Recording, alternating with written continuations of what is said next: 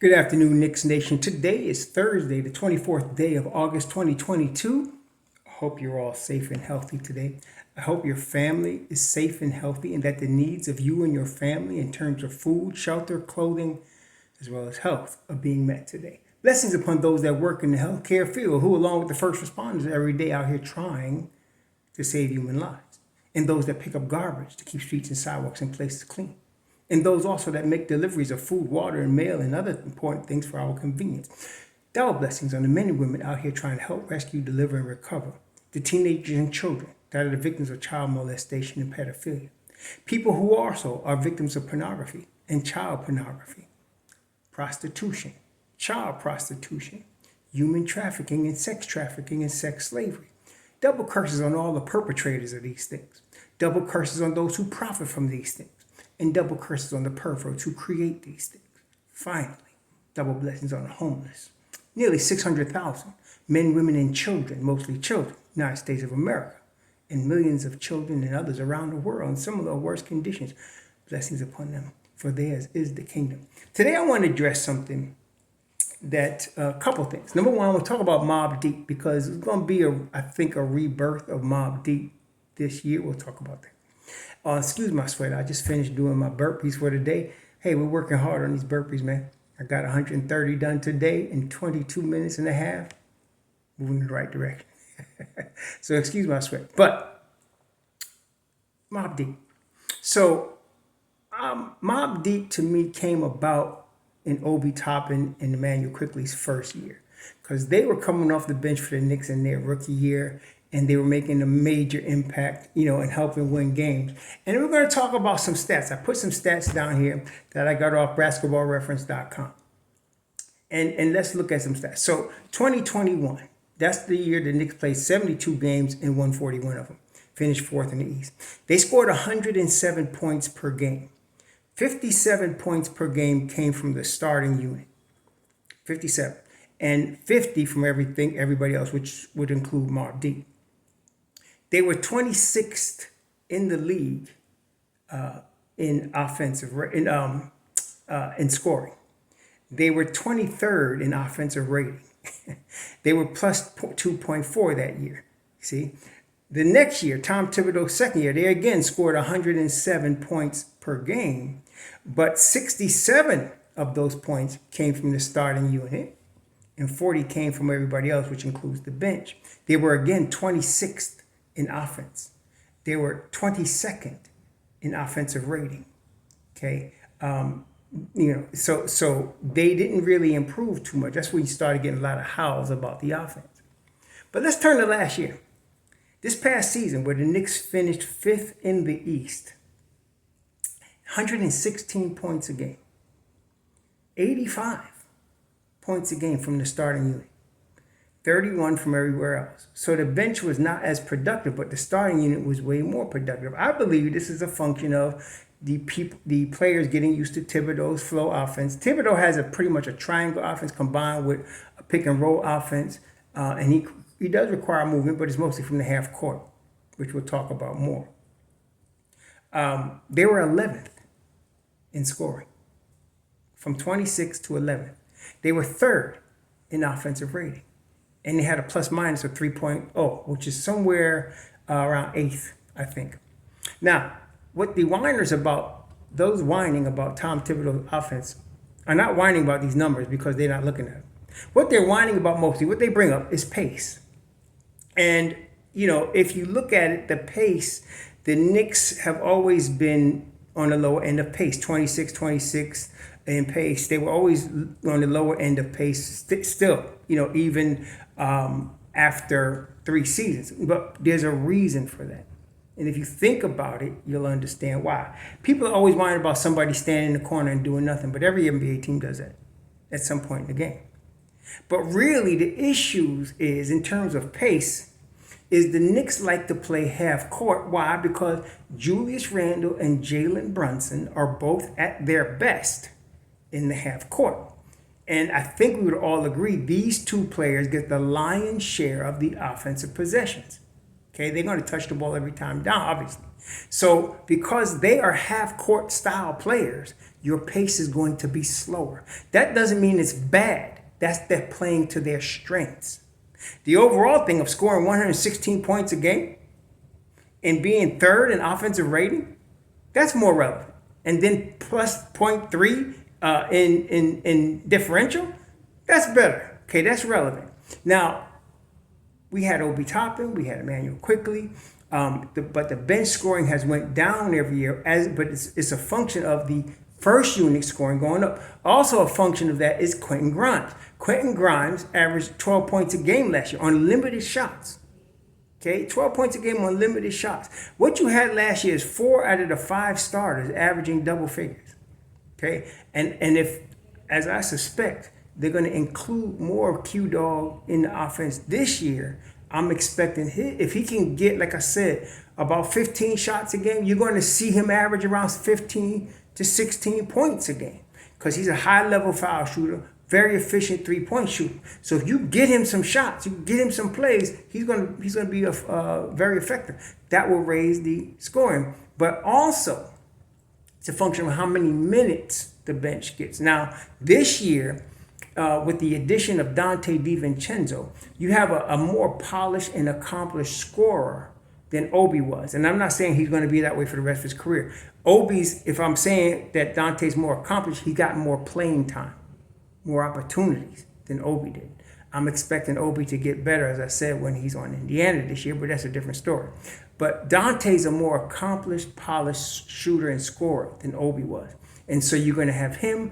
Hart averages double figures generally. He averaged about 10 points and 8 boards a game. You know Emmanuel Quickley is going to get his 22 minutes a game, and he's going to be up in the teens in his scoring. And then, of course, you can expect about 5 to 8 points a game from Hartenstein. So when you add all these up, I'm thinking overall the Knicks should get back to close to 40 points a game off the bench, depending on the minutes. If they do that, they will be a high-scoring team. Because I don't expect any drop-off from the 85 points a game the starters got last year. I don't expect a drop-off there. Because even if RJ doesn't score 20 a game, I think he scored 19 last year, which he very well could score 20 a game. If he just, proves a couple of areas, we all know he can score 20 a game. He's done it 2 out of the last 3 years, so he could do it. But even if he gets like 18, I think you're going to get a higher scoring output from Grimes that will make up that difference. And I expect JB and Julius to be pretty consistent offensively. And then Mitchell Robinson usually averages 8 points a game. I think you're going to continue to get that from him.